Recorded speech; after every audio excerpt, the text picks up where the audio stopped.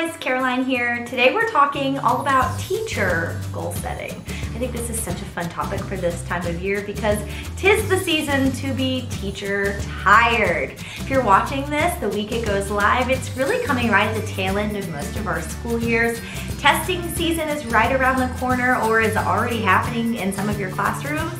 And then comes the sprint to the finish. All of the activities at the end of the school year. Awards day, field day, wrapping up projects and presentations.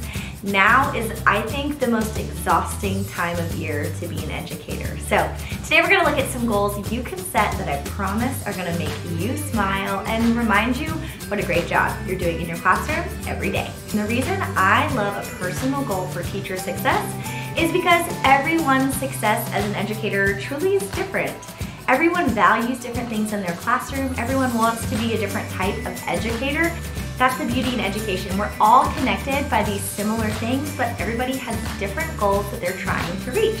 So today's goal is going to be one focused on success, focused on your success, what you want to do to be a great educator. Let's get started. Step number one for successful teacher goal setting, I want you to think about the type of teacher you want to be. Pick an adjective. Maybe you want to be an engaging teacher, a friendly teacher, an organized teacher, an influential teacher. Now again, this is really personal, so the goals that I set for myself are going to be completely different than the people I work with in my building, district, state, and country. This is supposed to be your definition of teacher success, that goal that you're setting for yourself. So step one, think about the type of teacher you want to be. Step two in our goal is to think about what that teacher is going to do. This is where we do turn the focus to our students. Maybe you want to be a teacher that helps create an engaging learning environment. Maybe you want to inspire your students to love learning. Maybe you want to celebrate your students' growth. Now, personally, I don't want to be an exciting teacher with amazing test scores, just because I know I can't control that. With my students, I always talk about setting a realistic goal, and setting a goal that's super specific or super numbers oriented simply isn't realistic. But if I set a goal of being a challenging teacher who always pushes students to do their best, that's something I can strive for every day.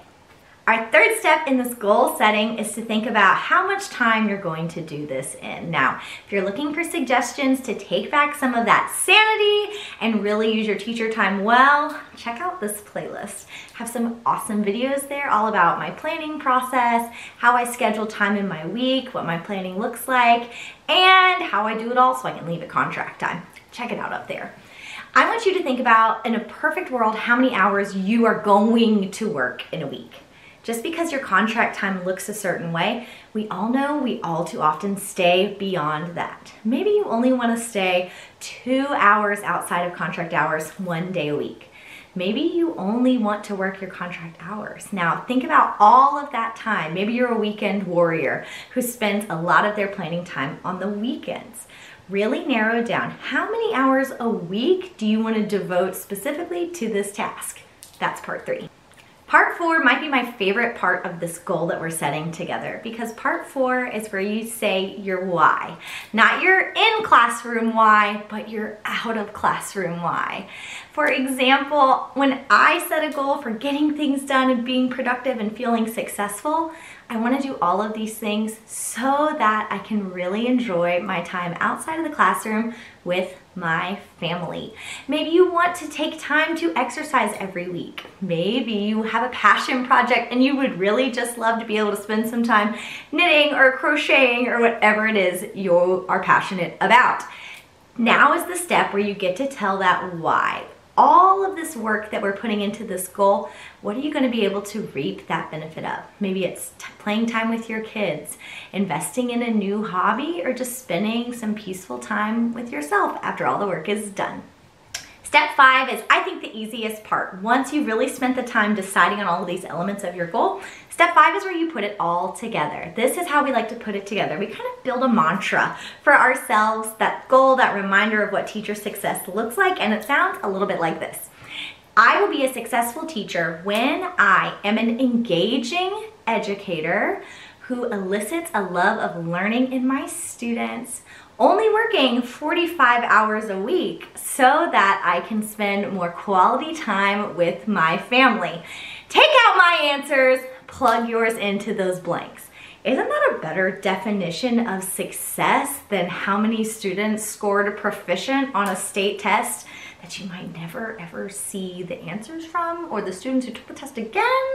I love this definition of success, and this is something I can remind myself of every day when I set foot in my classroom. See, I told you, goal setting is not just for our students, it can be for us as well. Setting goals that are going to help us find and feel that success in our classrooms are so important. If you're looking for other ways to love what you're doing and little reminders for what a great job you are doing in your classroom every day, make sure you check out How to Love Teaching Again. It's available everywhere you buy books. It's a beautiful collection of tips, tricks, strong advice, and reminders that you're doing a great job.